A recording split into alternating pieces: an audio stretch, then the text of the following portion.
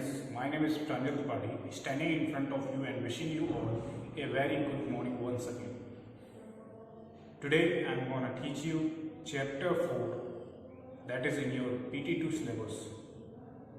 The chapter name is Work, Energy and Power. The first topic is work. First of all, let us discuss what is work. Actually work है क्या?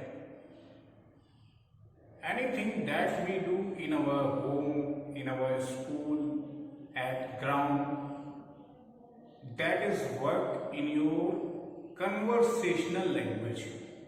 But in physics, the work is totally a different thing. Physics की language में अगर बात करें तो आप जो घर पे काम करते हो ना, उससे टोटली डिफरेंट चीज है फिजिक्स का वर्क। घर पे आप अगर कंप्यूटर भी चला रहे हैं, दैट इज ऑल्सो वर्क। आप कोई काम कर रहे हैं, दैट इज वर्क। आप कहीं दौड़ रहे हैं, कहीं भाग रहे हैं, दैट इज वर्क। कोई चीज याद कर रहे हैं, that is your mental work. But in physics, work is said to be done when a force causes some displacement on certain object. कहने का मतलब क्या है कि फिजिक्स की लैंग्वेज में वर्क तब माना जाएगा जब किसी ऑब्जेक्ट पर कोई फोर्स लगे and that force causes certain displacement. Displacement means change in the position. For example, ये कोई हॉरिजॉन्टल सरफेस है, ये कोई सरफेस है। फॉर एग्जांपल टेबल की सरफेस है, टेबल है, ये इसके 4 लेग्स है, ऐसे करके, ठीक। इस पर कोई डस्टर एक रखता है या कोई एक बॉक्स रखता है, like this. This box is placed on the table. अब let us suppose a force is applied on that box. इस बॉक्स पर कोई एक फोर्स हमने अप्लाई किया, then it starts moving and after certain time it will move to this position. कुछ समय बाद ये जो बॉक्स है ये इस पोजीशन पर आ जाएगा। For example, let us suppose this point is A and after applying force it displaces from A to B. Okay,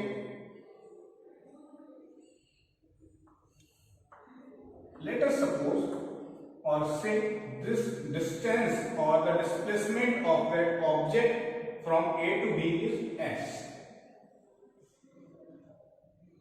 करना हमको ये है कि जो work done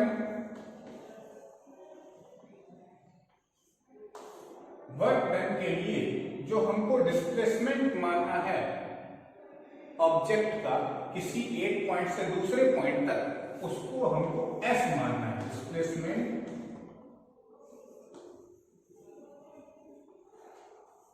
displacement is equal to S and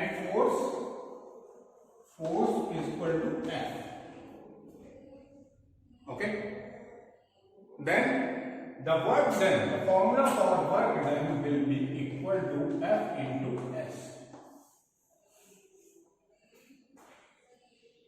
It means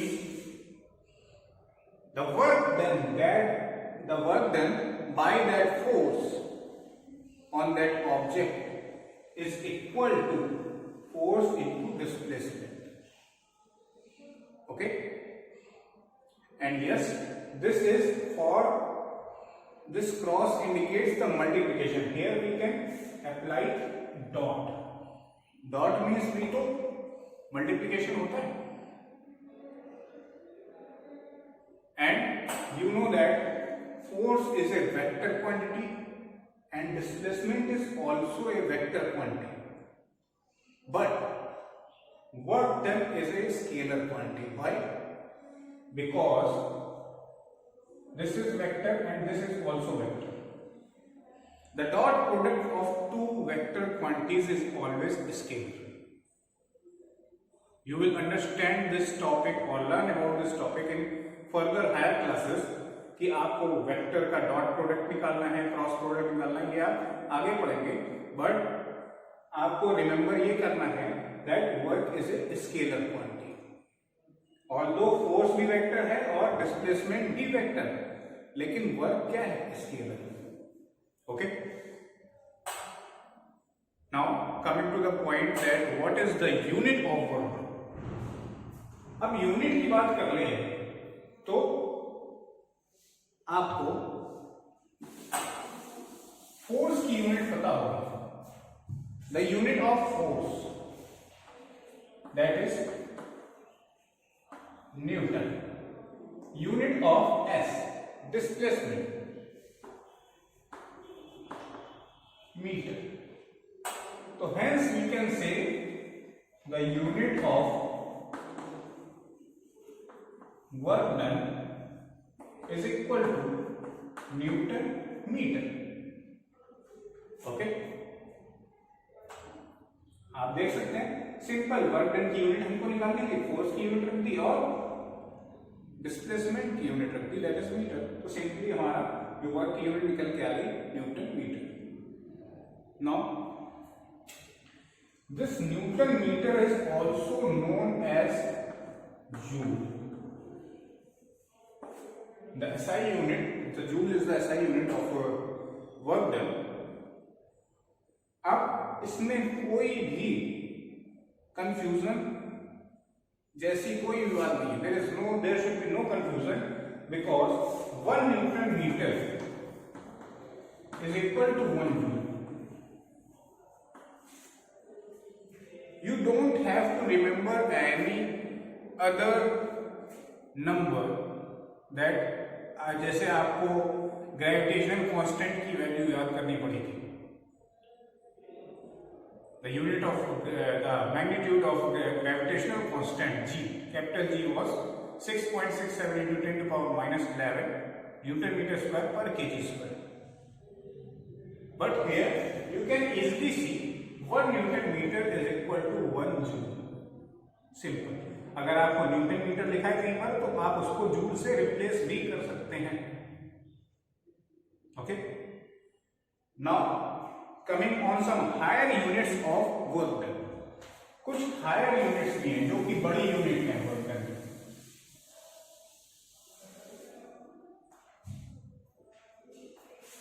for example 1 kilojoule. 1 kilojoule is equal to 1000 joules. 1 megajoule. 1 megajoule is equal to 10 to the power 6 joule, and 1 gigajoule is equal to 10 to the power 9 joule. Okay. These are some bigger units of work. Now there is a smaller unit of work also, known as erg.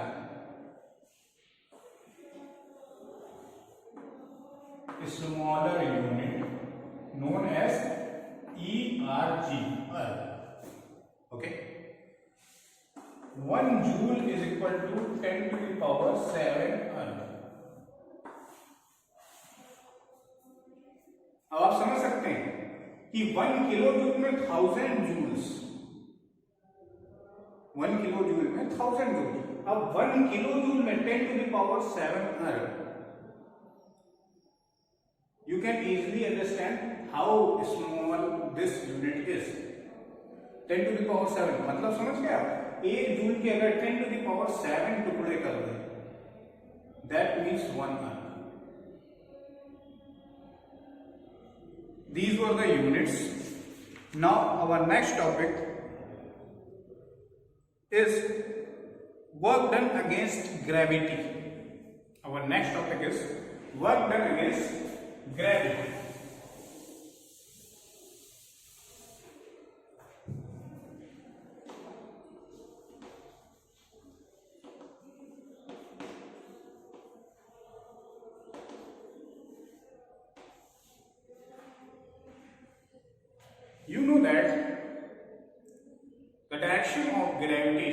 force is towards downward direction. It is towards downward. And against gravity हमको काम करना है, work done करना है, then you have to apply force. Either it is push or pull. आपको force एक लगाना पड़ेगा उसके अपोजिट डायरेक्शन में, भले ही वो पुश फोर्स हो या पुल फोर्स हो. तो फॉर एग्जांपल, अगर ये डस्टर हमारा ग्राउंड पर ऐसे रखा है तो इस पर कोई भी अभी ग्रेविटेशनल फोर्स लग रहा है दैट, बट अगर इसको हम ऊपर की तरफ ऐसे उठाएंगे, जैसे जैसे इसको ऊपर की तरफ उठाएंगे वैसे वैसे इसका ग्रेविटेशनल फोर्स इस पर लगेगा डाउनवर्ड डायरेक्शन में, and we are doing the work in the opposite direction of force of gravity. क्यों? क्योंकि ग्रेविटी जो फोर्स है वो इसको नीचे की तरफ खींच रही है duster, but we are doing the work against gravity and we are applying a pull force on that. इस डस्टर पर हमने क्या, एक पुल फोर्स खींच रहे हैं ऊपर की तरफ. Let us suppose initially duster was here, after some time जब हमने इस पर पुल फोर्स लगाया तो डस्टर यहां पर पहुंच गया, ए ये B. Okay, here you can see that duster is moving from point A to point B. It means it is attaining a height h. ये एक हाइट h तक की इसको उठाया गया डस्टर को. Therefore we know that weight of duster is equal to m into g, and you know that weight is also a kind of force. Okay, जो कि डाउनवर्ड एक्ट करता है, वेट हमेशा डाउनवर्ड एक्ट करता है. And here displacement जो है that is equal to h. आप देख सकते हैं डिस्प्लेसमेंट जो है a टू b जो कि है h. Now we know that work done is equal to force into displacement. Work done क्या है, फोर्स इनटू डिस्प्लेसमेंट. तो यहां से फोर्स आप देख सकते हैं, फोर्स हमने क्या निकाला, m इनटू g, और डिस्प्लेसमेंट क्या है, h है. तो यहां से w equal to mgh. Okay, so this is the formula for work done against gravity. ये जो है वर्क डन अगेंस्ट ग्रेविटी का फॉर्मूला है. ग्रेविटी हमेशा डाउनवर्ड की तरफ एक्ट करेगी और उसके अगेंस्ट हमको जो वर्क डन करना पड़ेगा उसका ये formula mgh, where m is the mass of that object, जो कि हमने डस्टर को एज ए एग्जांपल मान के रखा था. g is the acceleration due to gravity 9.8, जिसकी वैल्यू है मीटर पर second square, and h is that height up to which that object is being lifted, उठाया गया है. Now, the second topic is work done against friction. Work done against friction.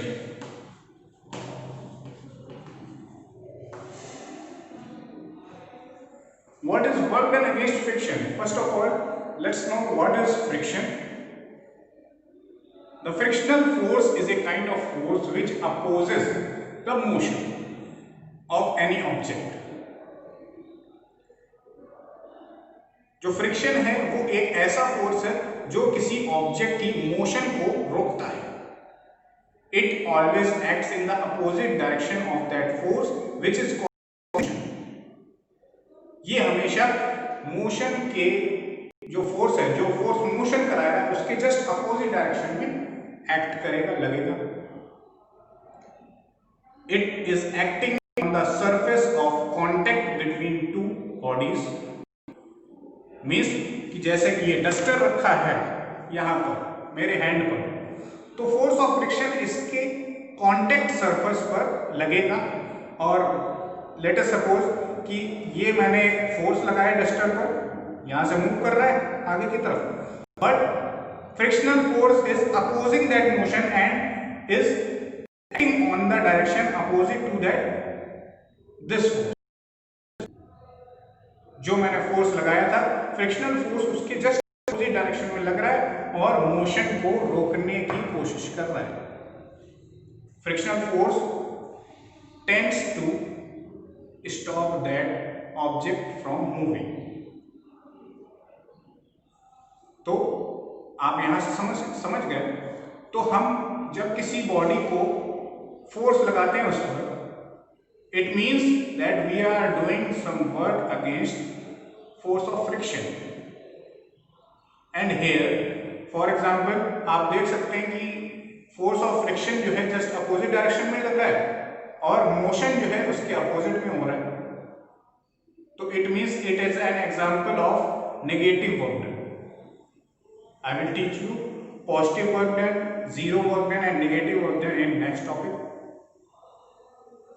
अभी मैं आपको पढ़ाऊंगा कि पॉजिटिव वर्क डन कब होता है, नेगेटिव कब होता है और जीरो कब होता है। Before moving further, let's now discuss an other very important topic. For example, if there is asked, what do you understand by 1 joule? अगर आपसे क्वेश्चन पूछ लिया जाता है, how will you define 1 joule?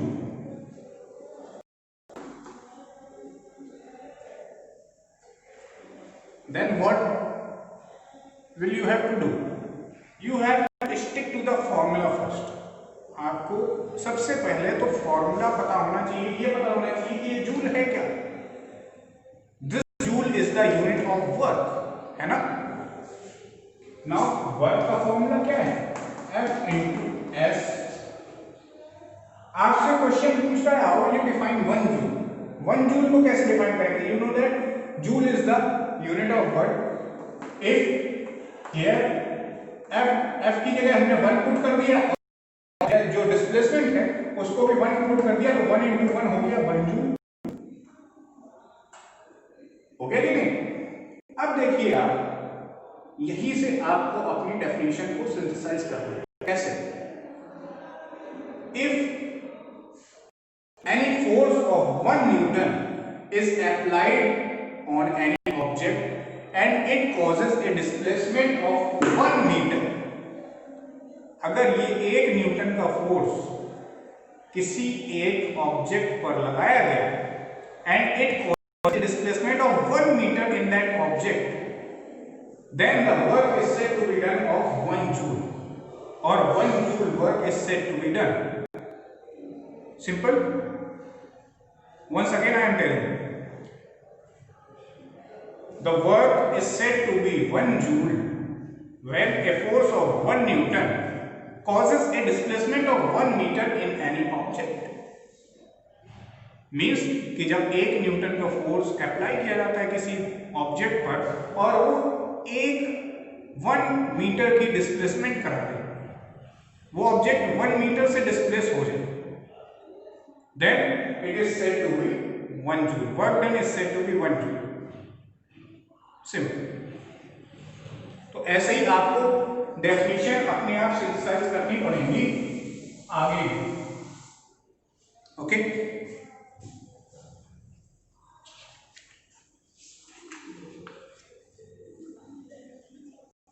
now our next topic is work done against, work done by a constant force। किसी constant force के द्वारा क्या वर्क डन किया जा रहा है, कितना वर्क डन हो रहा है। तो फर्स्ट ऑफ ऑल आपको ये जानना जरूरी है कि जो बॉडी की डिस्प्लेसमेंट हो रही है, एक चीज आप ऐड कर सकते हैं, that the body displaces in the direction of force. If we apply certain force and force causes some displacement in the direction of force, then it is said to be work done। इतनी चीज आप add कर सकते हैं अपनी definition में, that the body displaces in the direction of force, and if it is not displacing, that means negative work done is there। अगर body उस फोर्स की डायरेक्शन में डिस्प्लेस हो रही है, that means it is an example of positive work done. ऐसा भी है कि फोर्स के अगेंस्ट बॉडी का मोशन हो रहा है, जैसे कि आपको वर्क डन अगेंस्ट फ्रिक्शन मैंने बताया, तो फ्रिक्शन जस्ट अपोजिट डायरेक्शन में लग रहा था, बट बॉडी का मूवमेंट उस फोर्स के जस्ट अपोजिट डायरेक्शन में हो रहा था। That was an example of negative work done. Zero work done कब होगा? जीरो वर्क डन की कंडीशन में अभी आपको बताता हूं। First of all, when I was telling the work done, the examples and the formula for work done, there I have told that W is equal to F dot S, and now I am telling that the object should move in the direction of force. जैसे कि ये duster रखा है, इस पर अगर हमने horizontal direction में कोई एक फोर्स लगाया तो ये देखेंगे आप कि फोर्स की डायरेक्शन में आगे मूव करेगा।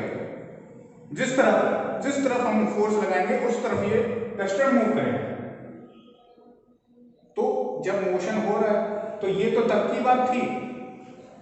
अब आप ये देखिए, when force is applied at some angle, when force is at some angle,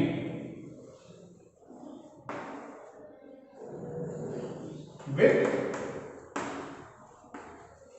horizontal plane,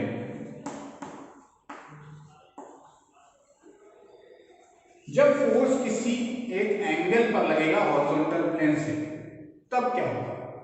जैसे कि ये फिर से एक यही एग्जांपल है मेरे पास, इसलिए बार बार आपको इसी से बता रहा हूं कि एक डस्टर रखा था, इस पर कोई हमने यहां पर स्ट्रिंग टाई कर दी and we are pulling that string.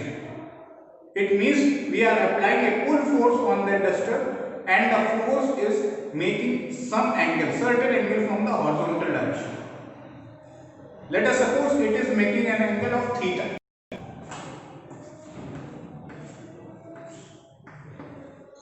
This force is making an angle of theta from the horizontal. Now, duster will move in this direction. Duster आपका यहां हॉरिजॉन्टल डायरेक्शन में मूव करेगा, तो आपको फोर्स कौन सा लेना है? फोर्स वो वाला लेना है जिस डायरेक्शन में आपका ऑब्जेक्ट मूव कर रहा है। Therefore, you have to take the horizontal component of this force. ये आपका जो फोर्स है इसका हॉरिजॉन्टल कंपोनेंट लेना है। जब ये फोर्स आपका एक्ट कर रहा है किसी थीटा एंगल पर, तो इसको कान पकड़ के नीचे लाना है। सिंपल, ये जो फोर्स उड़ रहा है ना बहुत ज्यादा, इसको कान पकड़ के नीचे लाना है और इसमें क्या ऐड कर देंगे आप? थीटा ऐड कर देंगे, कॉस थीटा ऐड कर देंगे। Okay, when you will add cos theta, it means this is the component of force, horizontal component of force. ये जो है इसी फोर्स का हॉरिजॉन्टल कंपोनेंट है। नाउ आप देख सकते हैं कि डिस्प्लेसमेंट है s और हॉरिजॉन्टल कंपोनेंट हो गया, क्या हो गया? f cos। तो इन दोनों का ही मल्टीप्लिकेशन कर देंगे, w equal to f cos theta into s, that means f s cos theta. और जो मैंने यहां पर आपको बताया था, that is dot product of f into s। इसको जब हम डॉट प्रोडक्ट को ओपन करेंगे, इसका भी फॉर्मूला यहां पर f s cos थीटा हो जाएगा। ये मैंने तब इसलिए नहीं बताया आपको डायरेक्ट, तो आप लोग कंफ्यूज हो जाते कि ये कहां से आ गया। अब आप देख सकते हैं कि मैंने यहां पर हॉरिजॉन्टल कंपोनेंट जैसे लिया और पुट किया वैल्यूज किसमें? w के फॉर्मूले में, तो आपको सेम यही चीज आ गई, f s cos theta, f s cos theta. Hence we can say that the main formula for W is f s cos theta. Main formula है वो f s cos थीटा है। W का formula f s cos theta. cos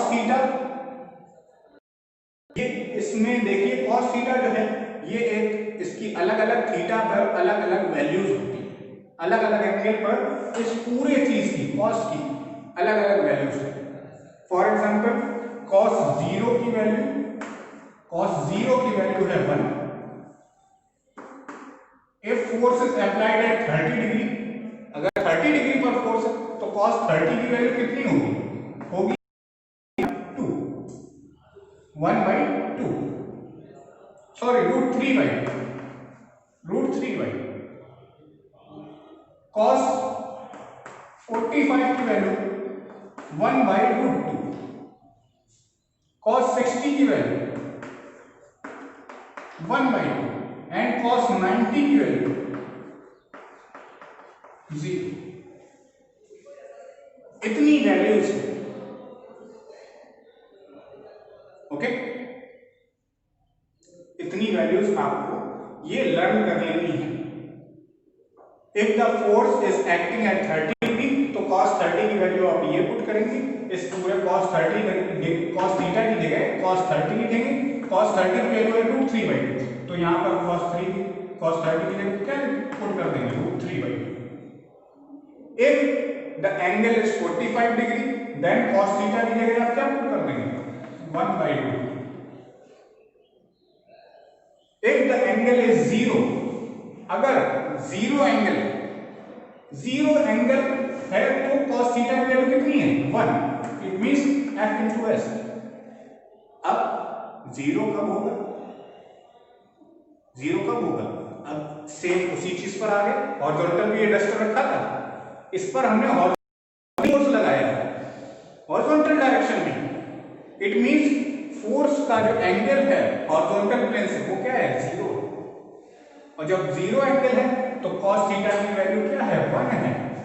जब 1 put किया तो W equal to क्या आ गया F into S। यही हमने प्राइमरी स्टेज पर आपको बताया था वीडियो के बिल्कुल स्टार्टिंग में। Now if the force is acting perpendicularly, अगर फोर्स जो है परपेंडिकुलर कर रहा है और मोशन आपका ऑब्जेक्ट का हॉरिजॉन्टल होगा, horizontal like force is acting vertically and the object is moving horizontally, it means there is an angle of 90 degree in both force and displacement। जब 90 डिग्री होगा तो cos 90 की वैल्यू क्या है 0। it means at that time the work done will be Fs cos theta, then cos theta हो जाएगा यहाँ पर cos 90 Fs cos 90, और cos 90 की वैल्यू क्या है 0 है, Fs into 0, तो वर्क डन कितना है 0। It means कि when the angle between force and the motion of that object on horizontal plane is 90 degree, then the work done will be 0. One more condition is there. If we apply certain force on any object, let us suppose we push that wall with certain force, हम इस दीवार को कुछ force से push कर, but there is no displacement in it, zero displacement, तो भी work done 0 होगा। क्यों? अब इसी फॉर्मूले में करके देख लीजिए, सिंपल सी बात है। Fs cos थीटा में फोर्स को फॉर एग्जांपल 40 न्यूटन का फोर्स लगाया, डिस्प्लेसमेंट कितना होगा 0 होगा। cos यहां पर 0 हो जाएगा, क्यों? क्योंकि हम हॉरिजॉन्टल डायरेक्शन में लगा रहे हैं, cos 0 की वैल्यू 1 हो जाएगी, तो भी सब 0 होगा, work done will be 0। Why? Because displacement is 0, simple सी बात है, डिस्प्लेसमेंट 0। तो आपको मैंने पॉजिटिव वर्क डन बता दिया, आपको मैंने 0 वर्क डन बता दिया, कंडीशंस आपको बता दी 0 work done. But what is negative work done? When the force is in certain direction but the motion of that object is in just opposite direction of the application of force, then it is said to be negative work done. For example force of friction का मैंने example आपको बताया था. It means कि जब आपकी theta की value 90 से ऊपर हो जाएगी, जब फोर्स, अभी आप देखेंगे कि जब